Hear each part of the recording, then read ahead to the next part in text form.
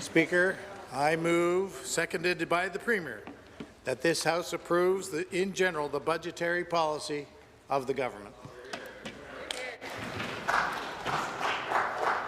Minister of Finance has moved, seconded by the Premier, that this House approves in general the budgetary policy of the government. I will now ask our pages to deliver the budgets to the members.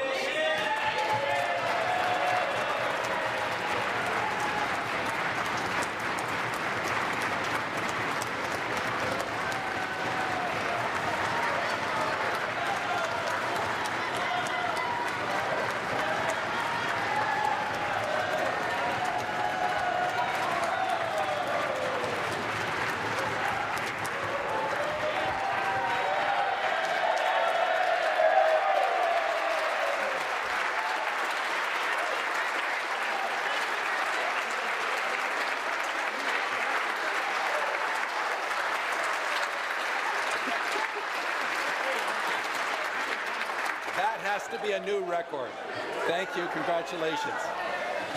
I would now ask all members if you have received your copy of the budget. Our pages are efficient.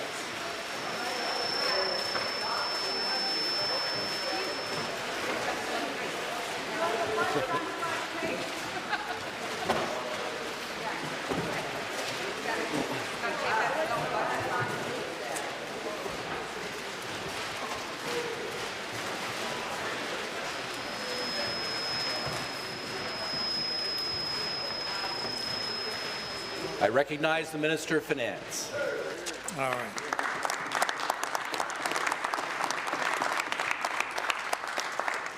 Well, thank you. Thank you very much, Mr. Speaker. If I may, Mr. Speaker, I would like to begin by dedicating a Budget 2024 to the story of a 19-year-old who left his home in war-torn Europe in 1949 and found his way to Canada. With nothing but the shirt on his back, he dreamt of a new life and a new opportunity to go to university, to get a job, to raise a family and feel safe and free in his new country. Well, Mr. Speaker, that young man was able to work hard and, through being industrious, get into engineering at the University of Toronto, marry a beautiful woman, get a job in Montreal and raise 3 wonderful children. That 19-year-old is about to have his 94th birthday, and while he never saw his parents again, as the Iron Curtain prohibited him from going back to his homeland, he lived the Ontario dream, he lived the Canadian dream. Mr. Speaker, that young man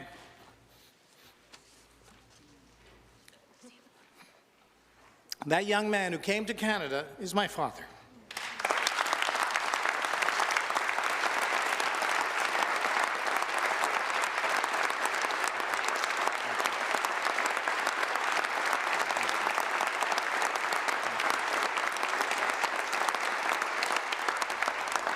Mr. Speaker, that young man who came to Canada is my father, and I dedicate this budget to him and the hope and dream for all 16 million Ontarians that they can have the same opportunity as my father had, an opportunity to build a future right here in the great province of Ontario.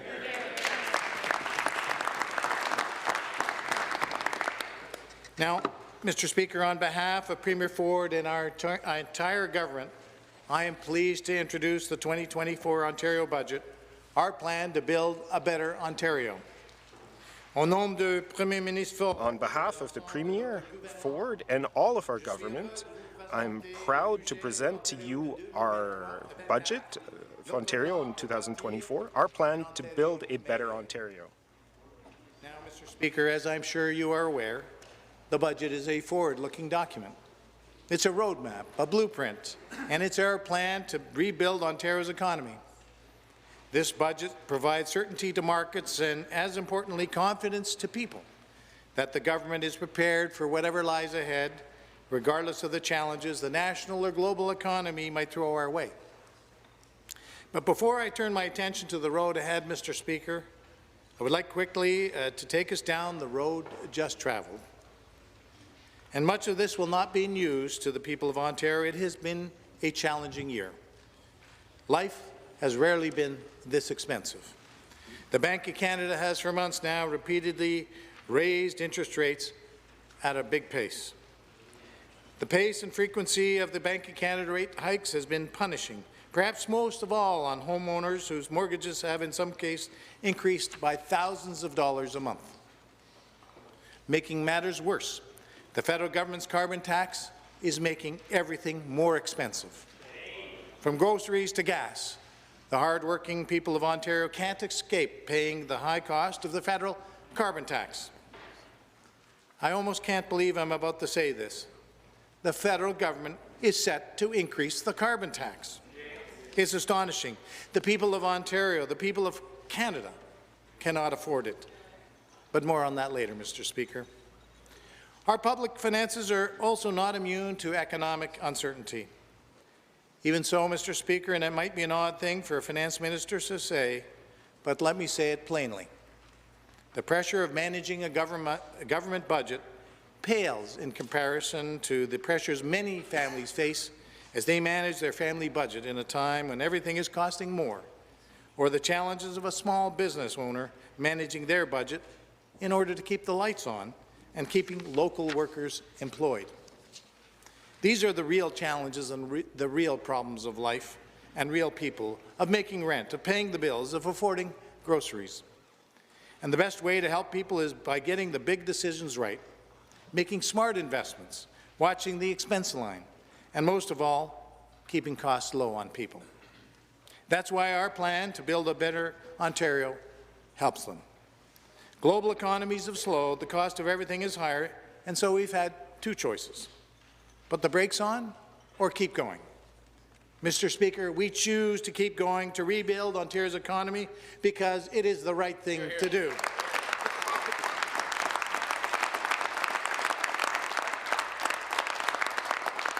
Mr. Speaker, we choose to keep going to rebuild Ontario's economy, and I think about the leaders who have come before.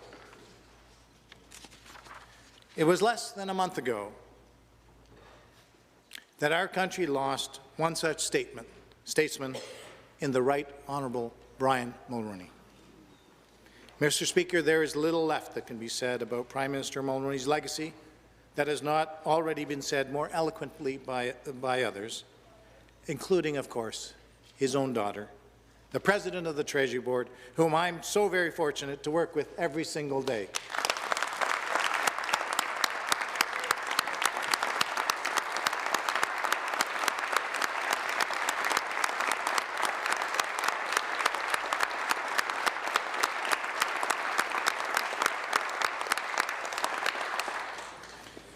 For the rest of us, I will say this, Mr. Speaker. Prime Minister Mulroney was a consequential leader who never backed down from the big challenges of his time. He was a leader who never shied away from using his time and power to try to accomplish big things for his fellow Canadians. What a great example for the rest of us, to use our finite time in office to have the courage to implement the big ideas and try to accomplish big things for our fellow Ontarians. And in this budget, this is exactly what we intend to do.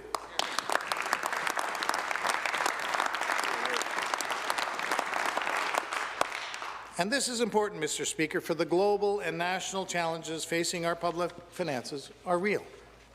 Just as families and businesses are not immune to economic uncertainty, neither is government. Despite these challenges, we are delivering on our plan to build by investing and attracting better jobs. We're building roads, we're building highways, we're building public transit, all the while keeping costs down for families and businesses. And as you know, we consult widely with leading public and private sector economists in the establishing of our projections for future economic growth and inflation. And these projections now show that while economic growth is expected to significantly slow in the coming year, private sector forecasters are cautiously optimistic that it will not drop into negative territory before rebounding in subsequent years. Likewise, we project inflation, as measured by the Consumer Price Index, to fall under 3% this year before settling around 2% in the following 2 years. And as inflation returns to the Bank of Canada target, we expect and continue to urge that interest rates should also decline. In fact, the people of Ontario are counting on it. The encouraging data is there, Mr. Speaker. There's a light at the end of the tunnel. We can see it. But that said, we are not out of the tunnel quite yet. The question is therefore straightforward. What are we to do today with the hand that we've been dealt? And there are options. There are choices. One choice would be to put the burden on taxpayers, to raise taxes, tolls, tuitions, or fees. Well, we are not going to do that. Rest assured.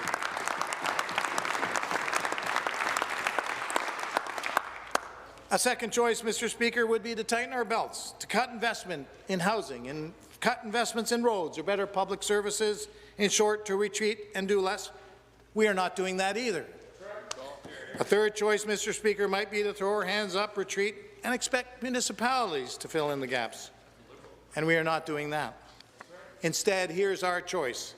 We're going to follow through on a plan that is working, knowing that the higher deficits compared to what we projected last year will be time-limited, while the return on investment will be felt for decades and for generations to come.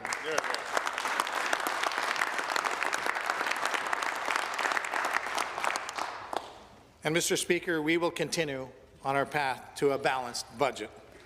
We told the people that we were going to invest in more roads and highways. And does this budget invest in more roads and highways, I ask you? Yes. We told the people that we were going to invest in more transit. And does this budget invest in more transit? Yes.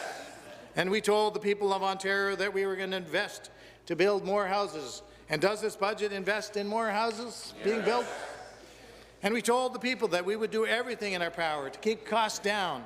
No new taxes, no new tolls, no new fees. And we have done that, Mr. Speaker. In fact, we've taken action after action that together are saving the hard-working people of Ontario thousands of dollars each and every year. Under the leadership of Premier Ford, this government scrapped the tolls on the 412 and 418 in Durham region, a move that will save drivers $68 million by 2027.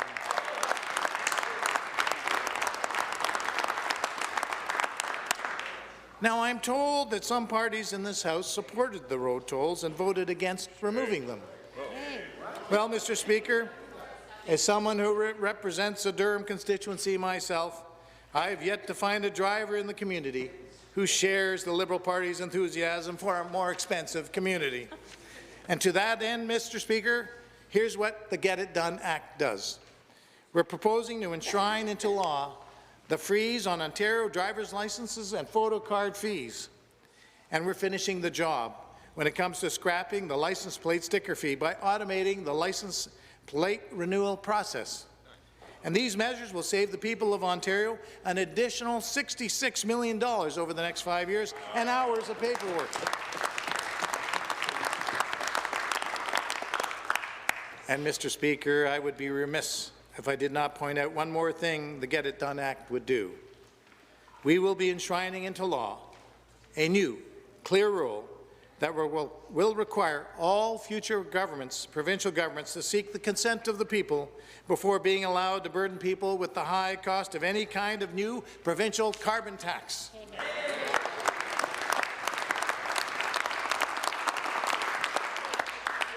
Now, Mr. Speaker, we are in a pivotal moment in which leaders from all levels of government, all parties, all across Canada, need to stand up against the federal carbon tax and the suffering it has caused. And when asked about the carbon tax, Premier Ford has always been very clear. He opposes it, full stop.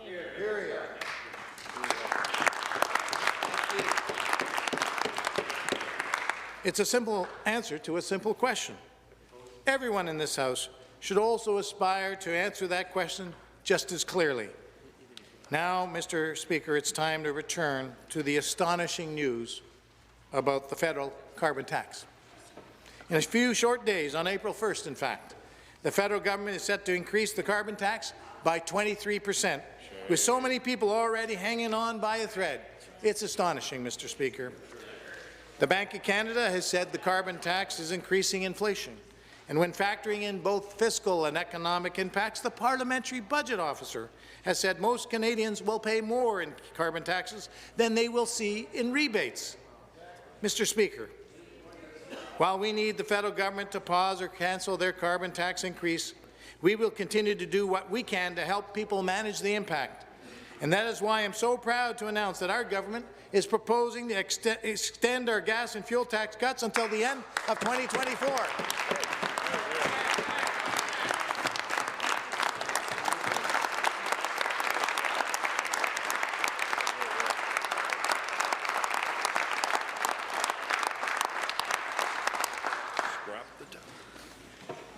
Ontario drivers will continue to save over 5 cents per litre every time they fill their cars for the next 6 months.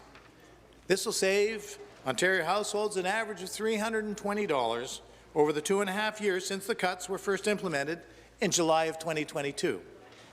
You know, that's real money back in their pockets. We're also eliminating the 6.1% wine tax and maintaining the beer tax freeze for an additional 2 years.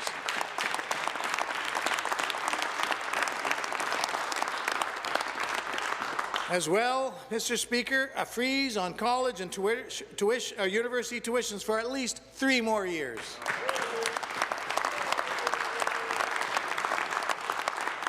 And we're moving forward with auto insurance reforms that would provide more choice and flexibility to drivers in order to keep their premiums more affordable. And, Mr. Speaker, we are also stepping up supports for some of our most vulnerable by expanding the annual income eligibility threshold for the Ontario Guaranteed Annual Income System program for low-income seniors, and ensuring that the benefit is indexed to the rate of inflation.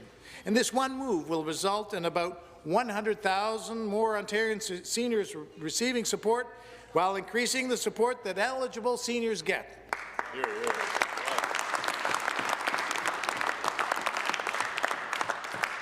And of course, Mr. Speaker, we have given transit users the break they dearly needed by working with municipal partners to implement one fare.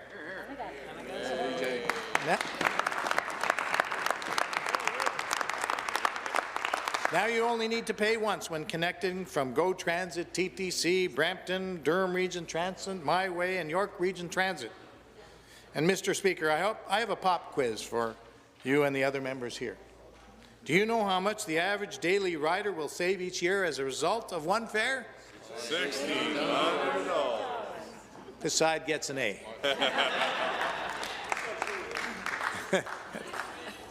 Because this government believes that every commuter deserves a break. Whether you're driving your car or taking transit, our government is putting more money back into people's pockets.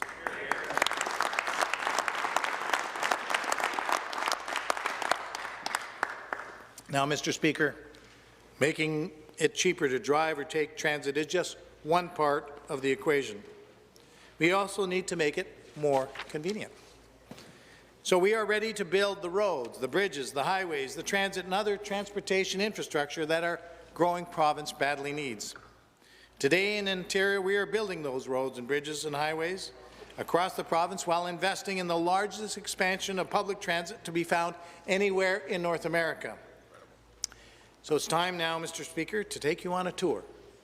So I invite you to break out that old Ontario map, that road map, and maybe stick some pins in the projects we're getting built. In Windsor, I haven't said anything yet. In Windsor, shovels are already in the ground to expand Highway 3, with planning well underway to build a new interchange connecting the 401 to the Lausanne Parkway.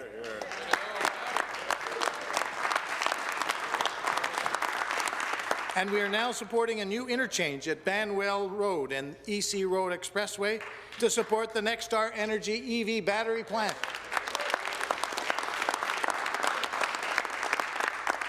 In Ottawa, we are designing a new interchange at Highway 416 and Barnsdale Road to support South Ottawa's growing population and jobs. And here in the GTA, we are advancing Highway 413, which will finally provide much relief to the GTA, saving drivers 30 minutes on their commute and supporting 3,500 jobs each year.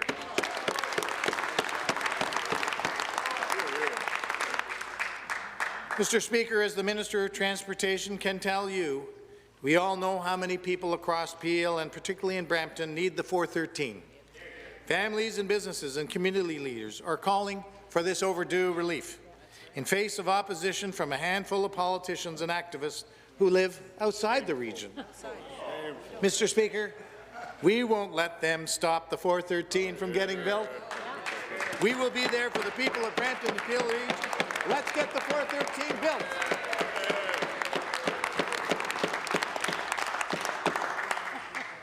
Mr. Speaker, we could say the same thing about York Region, where we are going to build the Bradford bypass to give local drivers some badly needed relief.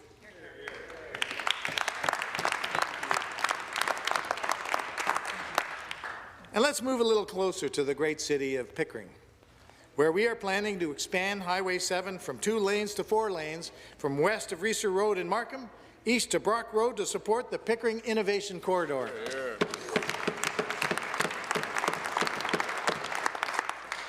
And we are taking the next step in finally getting the Highway 7 project widened between Kitchener and Guelph by advancing construction on the Frederick Street Bridge. Now, Mr. Speaker, keep that road map open because we have a few more pins to stick in that old map. And here's a sampling of the work underway. We're also adding high occupancy vehicle lanes to Highway 404 from the 407 to Major Mackenzie. In the Niagara region, we're moving forward with the QEW Garden City Skyway Bridge Twinning Project. We're replacing the Little Current Swing Bridge in northeastern Manitoulin and the Islands.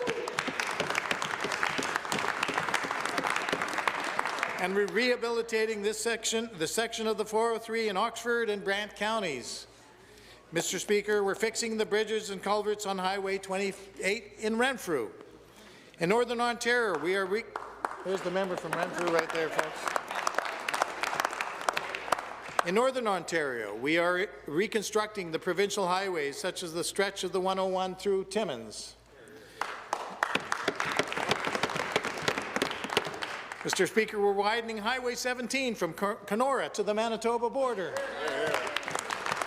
And we're widening Highway 11 and 17 between Thunder Bay and Nipigon and resurfacing the stretch between Coghlan Road and Highway 482. Need a few more pins, Mr. Speaker. We're continuing to widen Highway 69 from 2 lanes to 4 lanes from Parry Sound to Sudbury.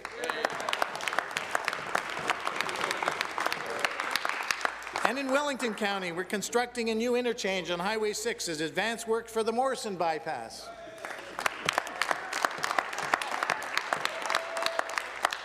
We're rehabilitating the Bay of Quinte Skyway Bridge, and we're replacing bridges on Highway 417 in Eastern Ontario. And we're widening Highway 3 and Highway 4 in Southwest Ontario. Are we out of pins yet, Mr. Speaker? Because that's what getting it done looks like.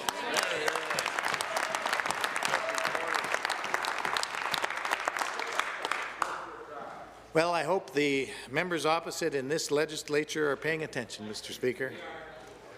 While some politicians don't believe in investing in roads and highways, we will not abandon every person in Ontario who is counting on us to deliver. That is why we are uploading the Gardner and DVP to make sure these critical highways will be maintained for people to get to work or get to home to be with their families. We will keep Ontario moving, and that includes transit. And we might as well get a few more pins ready for our map, Mr. Speaker. And let's start in Mississauga and Brampton, where we have a few members. We're expanding the Hazel-McCallion Light Rail Transit Line, including a 2-kilometre extension and loop in Mississauga through to Confederation Parkway, as well as a extension to Brampton Highway. Mr. Speaker, this is the right time to make this investment in these fast-growing communities. And Mr. Speaker, we are proud to bring back 2 daily trips on the Milton Go line every single weekday, moving forward with our plan to provide 2-way all-day Go service to Milton.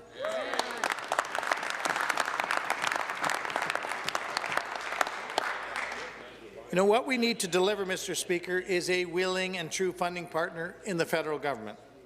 This is one of the fastest growing parts of the province, and we are going to ensure your transit service grows right along with it. We're also well underway on no fewer than 4 priority subway projects in the GTA, including the Ontario line, the Scarborough Subway East Extension, the Yonge North Subway Extension, and the Eglinton Crosstown West Extension. Mr. Speaker, this is the largest transit investment in North America, and we are not slowing down. We're investing in GO expansions in Kitchener, from Oshawa to Bowmanville and Niagara, making new investments in GO stations in Bramalea, Aurora, and Stouffville, all part of one seamless transit network. All part of one seamless transit network, one fare, more communities served, more comprehensive service. Mr. Speaker, the GTA deserves better transit. Let's get it done.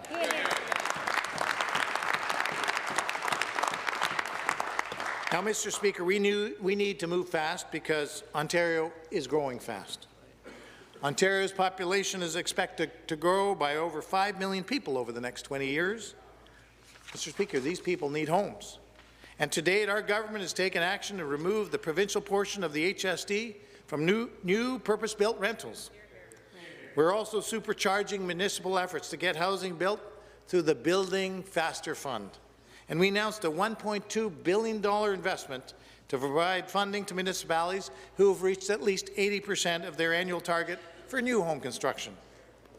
Milton is a great example of how that fund is encouraging housing construction. In fact, Milton, they did not just meet their housing construction target, Mr. Speaker, they exceeded it with over 1,900 new housing starts, a full 27% above their target.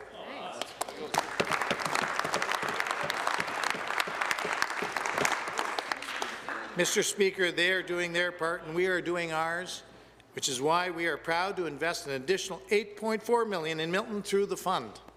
And to date, municipalities ranging from Toronto, Hamilton, Brampton, Guelph, Caledon, North Bay, Sarnia, St. Catharines, and more have all received Building Faster Fund checks. And in my own riding, Pickering has received $5.2 million for surpassing their housing targets.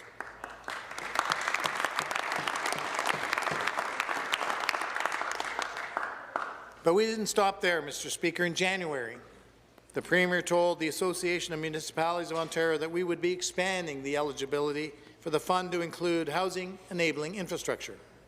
And in the 2024 budget, we are taking the next steps by investing over $1.8 billion for housing-enabling municipal infrastructure.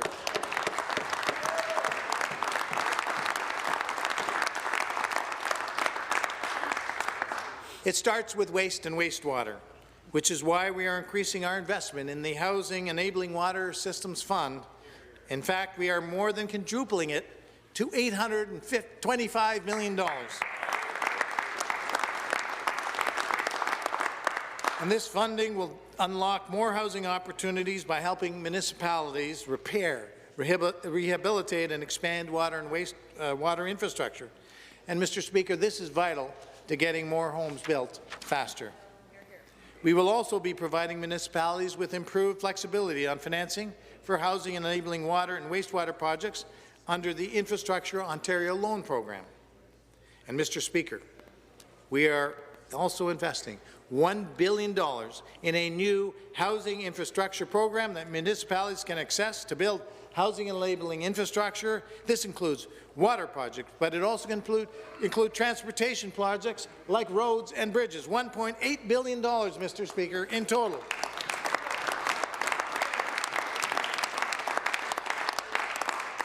Because, Mr. Speaker, we are asking our municipal partners, will your project get more people in new homes faster?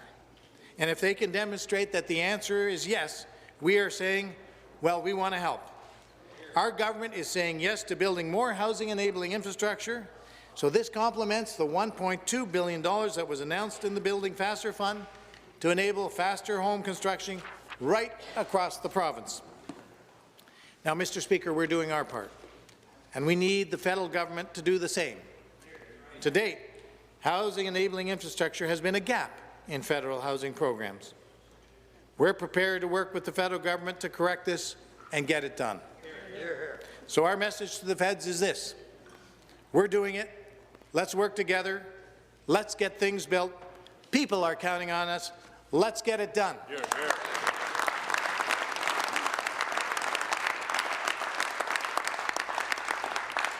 Mr. Speaker, I want to highlight that our government's commitment is getting things built is more than just about housing.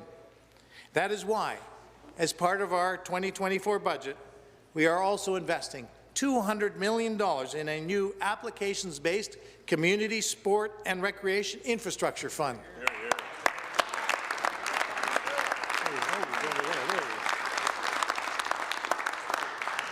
This will support new and improved sport, recreation and community facilities right across Ontario. Because our growing population, not only do they need homes, new homes and critical infrastructure, they need sports and recreation centres too. They need rinks and gyms and arenas right across this province. These facilities are often the centre of entire communities where families get together, particularly in rural Ontario. They are key outlets for improving physical and mental health, including for families with children and seniors. They are centres of local sports and community scenes, and they help bring the entire community together in civil life. And to continue our commitment to get things built, we are launching the Infrastructure Bank, the Building Ontario Fund, with an initial $3 billion that is ready to invest and ready to build. Mr. Speaker, we're getting it done.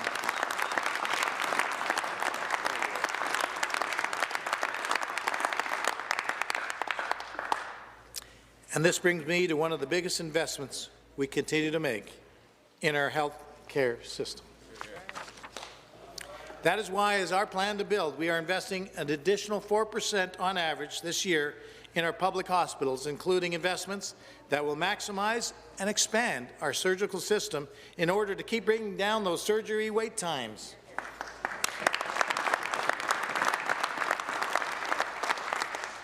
And our government knows that connected and convenient health care goes beyond our hospitals, which is why we are investing an additional $2 billion over 3 years in home and community care.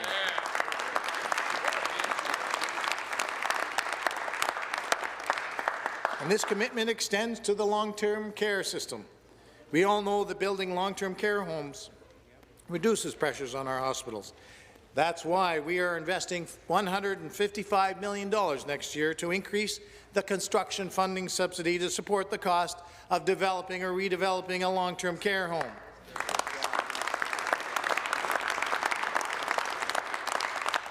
We need this investment in long-term care, and we need to continue using this funding specifically to fast-track construction so that we can get shovels in the ground. But, Mr. Speaker, as I think every member of this House knows, health care is about more than buildings. It is about the people. And here there's always more work to do, but we are acting with urgency to get the right people in the right places to make the biggest differences for patients. Earlier this year, our government announced an investment of $110 million in primary health care. Today, we are increasing this new investment, bringing the total to $546 million over 3 years, starting next year, to connect 600,000 people to care through new and expanded interprofessional primary care teams.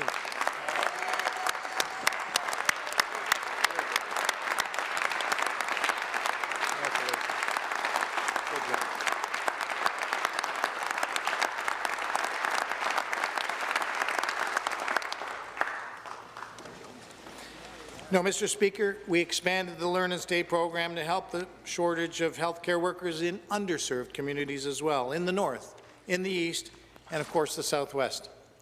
We're investing $45 million over 3 years to enhance the Northern Health Travel Grant Program to mitigate the financial burden of medical-related travel for people in northern communities, as well as investing $50 million for northern and rural communities to recruit and retain healthcare workers.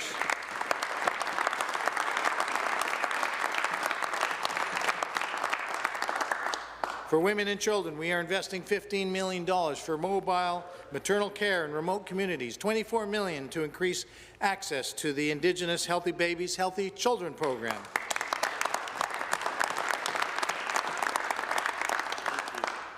And Mr. Speaker, I'm very pleased to announce the first new medical school in Canada that is focused on training family doctors with York University in Vaughan.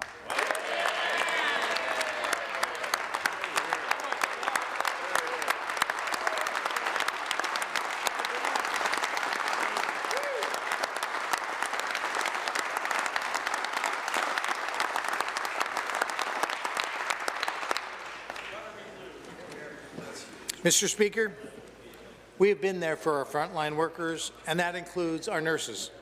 That is why we are investing $128 million over 3 years to support sustained enrollment increases in nursing support at public assisted colleges and universities by 2,000 registered nurse seats and 1,000 registered practical nurse seats.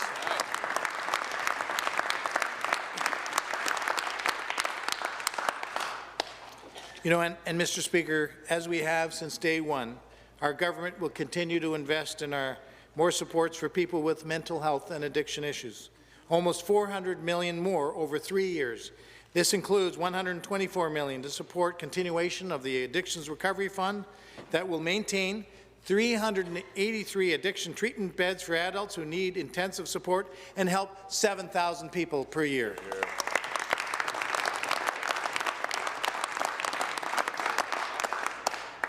Now we'll move next to education, Mr. Speaker.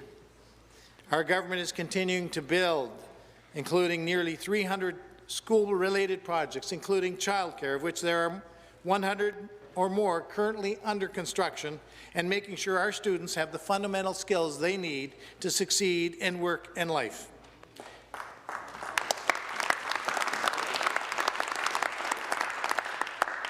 Starting in September 2025, we'll introduce a new kindergarten curriculum that will include clear and direct instruction in reading, writing, and math.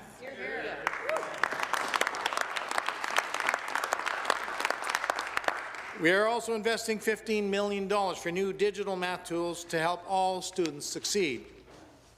And our vision for education includes everybody, which is why we're investing $18 million in new special education funding to help those kids who need help the most.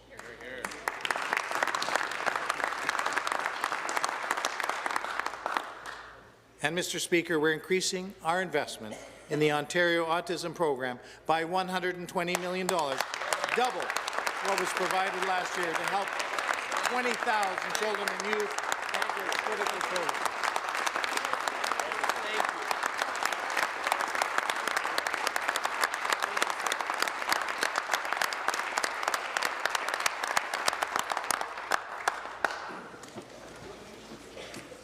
In the post-secondary system, Mr. Speaker, our government understands the importance of financial stability for institutions to ensure continued high-quality education experiences for students.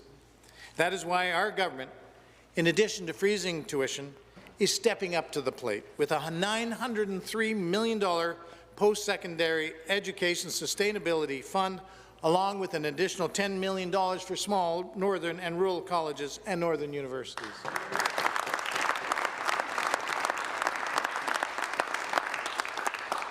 We are doing our part, and now we expect universities and colleges to do their part. That is why we introduced legislation that will require colleges and universities to provide students and parents with clear information about all ancillary fees and other student costs, such as textbooks. Earlier this year, we also announced a $16.5 million into the Black Youth Action Plan's Economic Empowerment Stream, which is supporting better outcomes for over 60,000 black children, youth, and families in Ontario.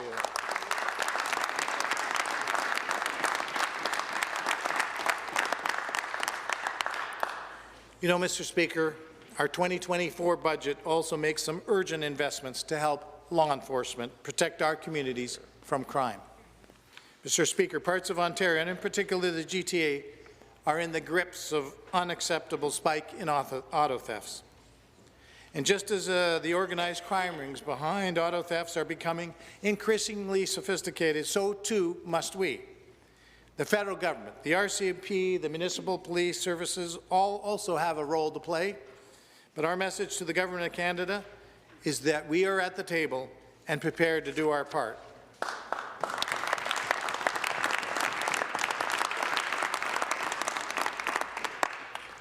In particular, our police are asking for more tools, and we're going to be there for them. In the 2024 budget, our government is providing $49 million in supports to help police services across Ontario crack down on auto theft. We're also going to be investing $46 million over 3 years to launch a new air support program, which will include purchasing 4 new helicopters to help our police services in the Greater Toronto Area increase patrols and improve response times to major incidents.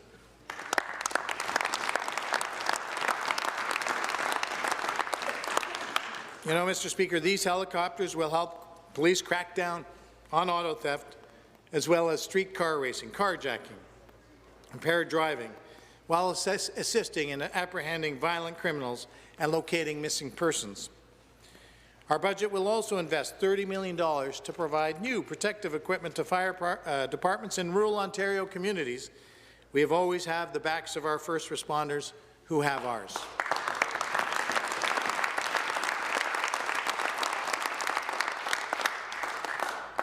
And Mr. Speaker, our government is also not shying away from investing to protect the most vulnerable among us.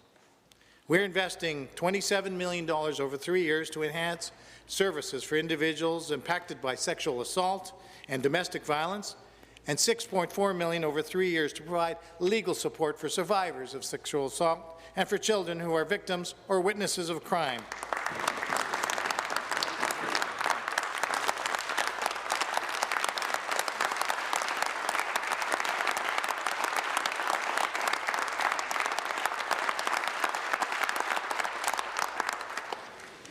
And Mr. Speaker, we are able to make all of these investments precisely because we are rebuilding Ontario's economy in every sector, in every region of this great province. Mr. Speaker, for 2 decades, the manufacturing sector was negatively impacted by the rising cost of doing business in Ontario, and market share was lost. Mr. Speaker, by 2018, Ontario had lost over 300,000 manufacturing jobs from the sector's peak in 2004. And we all know why that is. But no more, Mr. Speaker. Ontario has turned the page and is ready for the jobs of the future. Better jobs with bigger paychecks. And we have supported long-term targeted and strategic investments in Ontario manufacturing, including Volkswagen's $7 billion investment in St. Thomas that will create 3,000 good-paying manufacturing jobs.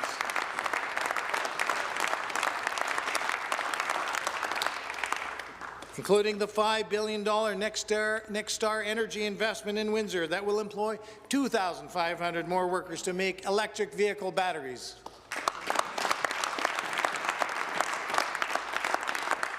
And the Umicore investment in Loyalist Township that will create 600 direct new jobs as part of a $2.7 billion investment.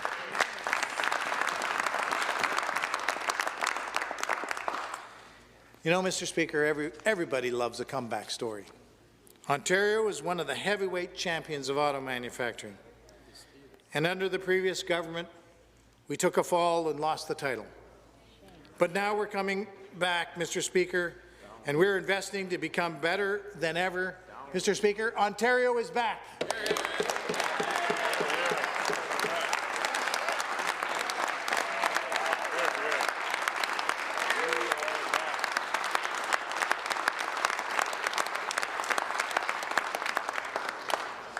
And the budget 2024 builds on that track record. This includes our continued commitment to unlocking the wealth of critical minerals in the north and working with our First Nation partners in Northern Ontario to build the road to the Ring of Fire, which is helping bring prosperity to these northern communities.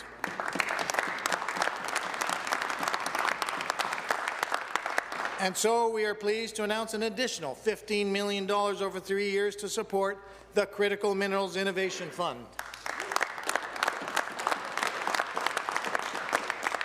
We're also allocating $100 million more to the Invest Ontario Fund, bringing the total to $600 million to help attract new investments and jobs.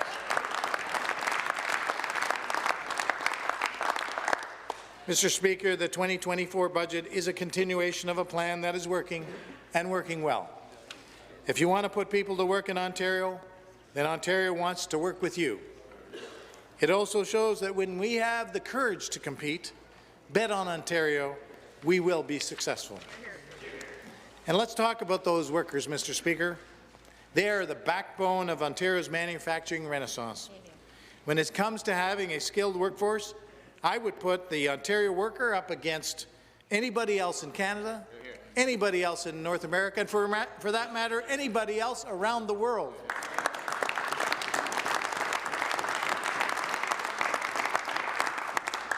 Ontario's workers are central to Ontario's plan to build. They have stepped up for Ontario, and we're stepping up for them. With each passing day, it also becomes more and more clear many of the best jobs of the future will be jobs in the skilled trades. Demand for the skilled trades continues to grow. Since our government launched the Skills Development Fund training stream in 2021, we have trained more than 500,000, that's 500,000 workers in the skilled trades and healthcare through nearly 600 training projects.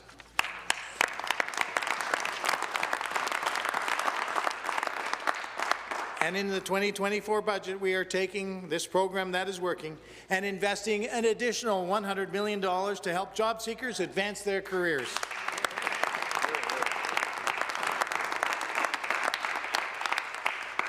We're also continuing to encourage more young people to choose well-paying, rewarding careers in the skilled trades.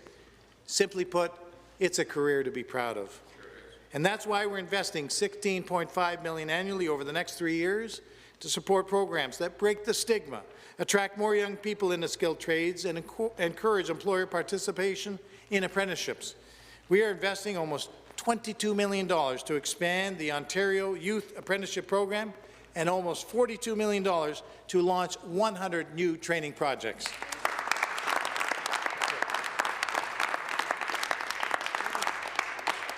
Mr. Speaker, whether it is workers, patients, or small businesses, drivers frozen in gridlock, or young families frozen out of the housing market, our government is making our position clear. We are not stepping back from the investments that matter, nor are we going to increase the burden on you. By making these investments now, we can support our growing province. We have a plan. It's a plan to rebuild Ontario's economy, and it's a plan that is working. It's a plan designed to weather adversity and continue investing and keep Ontario pointed towards better and brighter days ahead. Nous avons un plan. C'est un plan pour rebâtir. We have a plan, and it's a plan to rebuild Ontario's economy, and it's a plan that is working. It is a plan designed to weather adversity and continue investing and keep Ontario pointed towards better and brighter days. And as I've said in the beginning, Mr. Speaker, my father came to Canada with a dream, and we are making that vision a reality. We will make Ontario the best place to live, to work, and raise a family, a place where you can get a better job and a bigger paycheck, a place where you can feel safe and secure in your community, a better Ontario. And we've made our choice. We're choosing to say yes. We're choosing to get it done. We're choosing to be there for the people of Ontario, and I invite all members of the legislature to join us and send a message throughout Ontario, throughout Canada, and around the world that right here in Ontario, we're ready to build. Thank you.